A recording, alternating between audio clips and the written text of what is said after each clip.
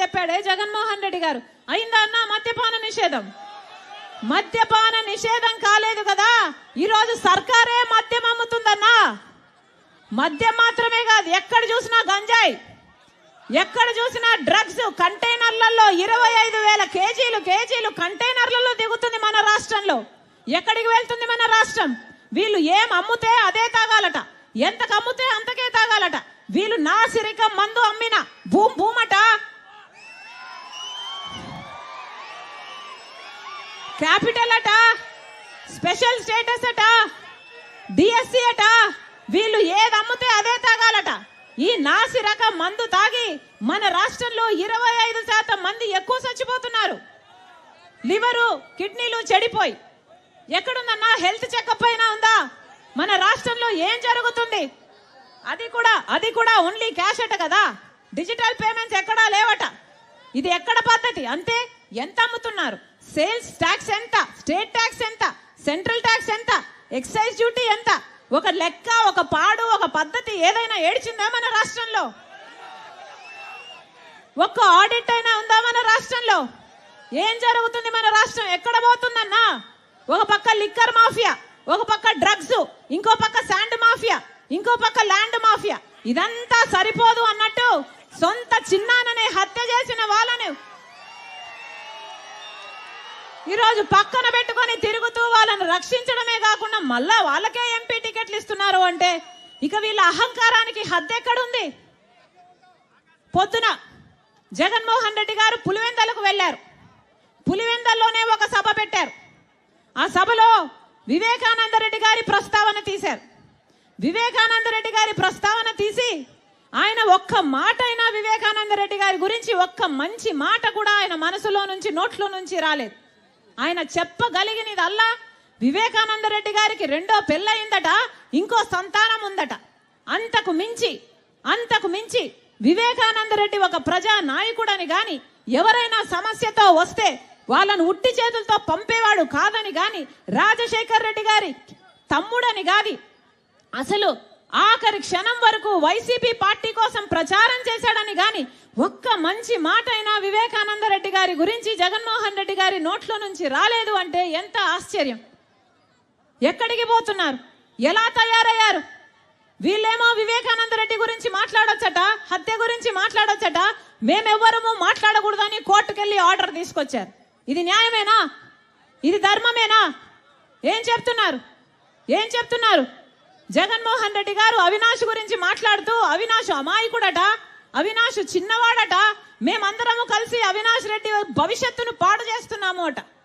మేము అవినాష్ రెడ్డి భవిష్యత్తును పాడు చేసే వాళ్ళమే అయితే మీరు ఎంపీగా నిలబెట్టినప్పుడు వివేకానంద రెడ్డి గారు వద్దు అని చెప్పినా మీరు ఎంపీగా నిలబెట్టినప్పుడు మేమెవరము కాదనలేదే. మేము అవినాష్ రెడ్డి భవిష్యత్తు పాడు చేసే వాళ్ళమే అయితే వివేకానంద రెడ్డి గారు చచ్చిపోయిన రోజే చంపింది అవినాష్ అని మేము ఆరోపించలేదే. మాకేం అవసరం ఉంది అవినాష్ భవిష్యత్తును పాడు చేయడానికి? ఏం చెప్తున్నాడు జగన్మోహన్ రెడ్డి గారు? బహిరంగంగానే ఈరోజు చెప్తున్న మాట, అవినాష్ అమాయకుడు అని నేను నమ్ముతున్నానట, అందుకే ఎంపీ టికెట్ ఇచ్చాను అట. ఎందుకు నమ్ముతున్నారన్నా జగనన్న గారు అంత గుడ్డిగా అని అడుగుతున్నాం. మీకు దేవుడు ఇంగితం ఇయ్యలేదా? మీకు ఆలోచించుకునే శక్తి లేదా? గుడ్డిగా ఎందుకు నమ్ముతున్నారు? సిబిఐ అన్ని ఆధారాలు చూపుతుంది కదా. చంపిన వాళ్ళు, చంపించిన అవినాష్ గారు ఇద్దరు గూగుల్ టేక్అవుట్స్ లో వాళ్ళ లొకేషన్ మ్యాచ్ అవుతుంది అని చెప్తున్నారు కదా. మరి ఎందుకు నమ్మటం లేదు?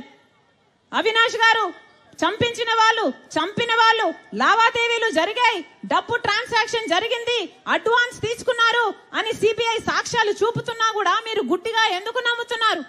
ఫోన్ కాల్ రికార్డ్స్ ఉన్నాయి, చంపిన వాళ్ళు అవినాష్ రెడ్డి గారు ఇద్దరి కాల్ రికార్డ్స్ మ్యాచ్ అవుతున్నాయి అని సిబిఐ సాక్ష్యాలు చూపుతున్నా కూడా ఈరోజు ఎందుకు గుడ్డిగా నమ్ముతున్నారు జగనన్న గారు అని అడుగుతున్నాం. మీకు అన్ని తెలిసి కూడా అవినాష్ను కాపాడుతున్నారు అంటే మీకు ఏ అవసరం ఉంది? కాపాడుతున్నారు? జగన్మోహన్ రెడ్డి గారు సమాధానం చెప్పాలి.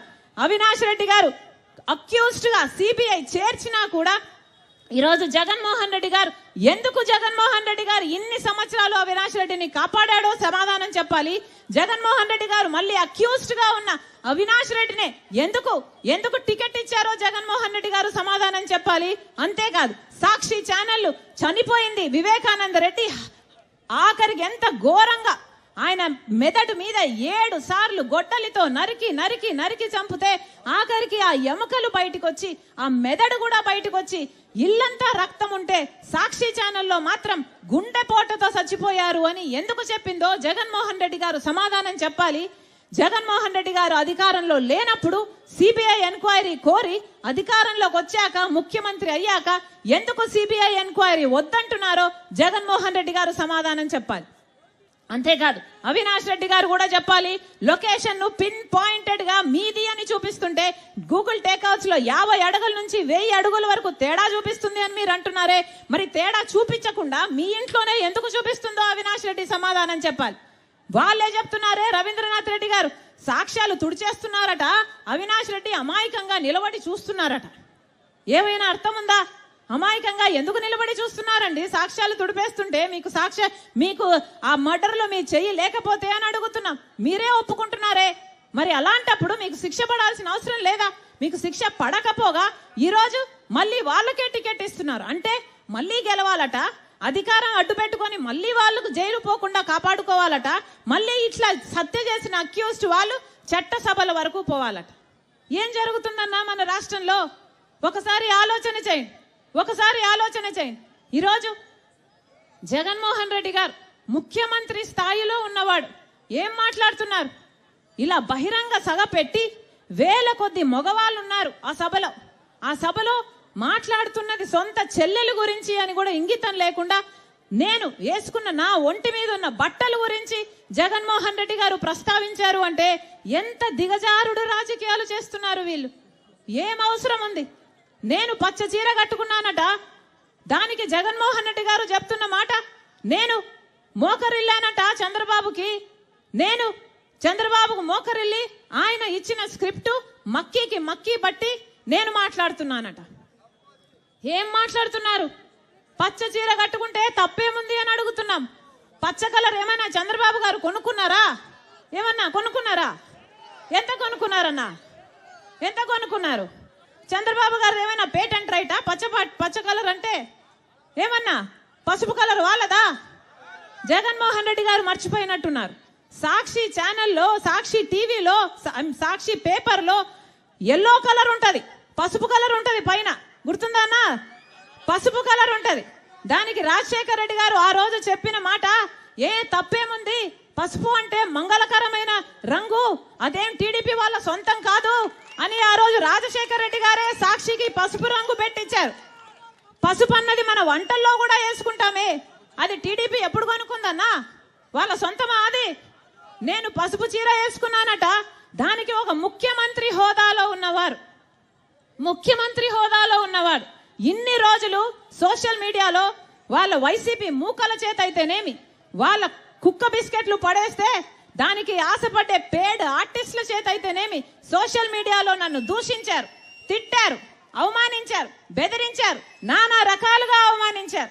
ఇదంతా సరిపోలేదని ఈరోజు ముఖ్యమంత్రిగా ఉన్న జగన్మోహన్ రెడ్డి గారు మాట్లాడుతున్నది సొంత చెల్లెల గురించి అని కూడా ఆలోచించకుండా నా ఒంటి మీద ఉన్న బట్టల గురించి ఇంతమంది మగవాళ్ళ మధ్య మాట్లాడుతున్నారు అంటే వీళ్ళకు సభ్యత ఉందా? సంస్కారం ఉందా? ఏం జరుగుతుందన్నా మన రాష్ట్రంలో? ఒక్కసారి ఆలోచన చేయాల్సిన అవసరం లేదా?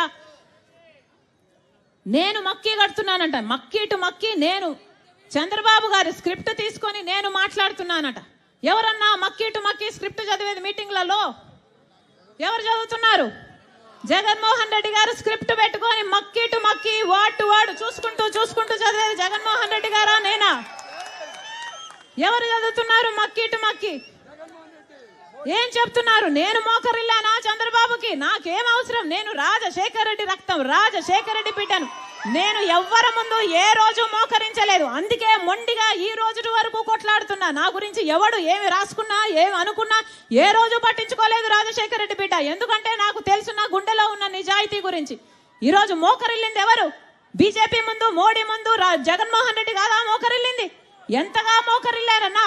ఆఖరికి మన ప్రత్యేక హోదాను తాకట్టు పెట్టారు, మన పోలవరం తాకట్టు పెట్టారు, మన రాజధాని తాకట్టు పెట్టారు, మొత్తం అన్ని మన ప్రయోజనాలు అన్ని తాకట్టు పెట్టుకున్నారు వాళ్ళ స్వప్రయోజనాల కోసం. ఎవరు మోకరిల్లుతున్నారు? ఢిల్లీకి వెళ్ళినప్పుడల్లా మన రాష్ట్ర ప్రజల సమస్యల గురించి మాట్లాడుతున్నారా ముఖ్యమంత్రి గారు? అవినాష్ రెడ్డిని కాపాడడం గురించి మాట్లాడుతున్నారు. అవినాష్ రెడ్డి ఎక్కడ అరెస్ట్ అవుతాడో సంపాదించుకోవడానికి లేకపోతే వాళ్ళు మద్దతు తెచ్చుకోవడానికి వెళ్తున్నారు తప్పితే ప్రజల గురించి ఎప్పుడు మాట్లాడుతున్నారు వీళ్ళు కాదా? అసలు మోడీకి దత్తపుత్రుడు అని చెప్పడం లేదా? బీజేపీ నాయకులే చెప్తున్నారే జగన్మోహన్ రెడ్డి గారు మోడీకి దత్తపుత్రుడు అని.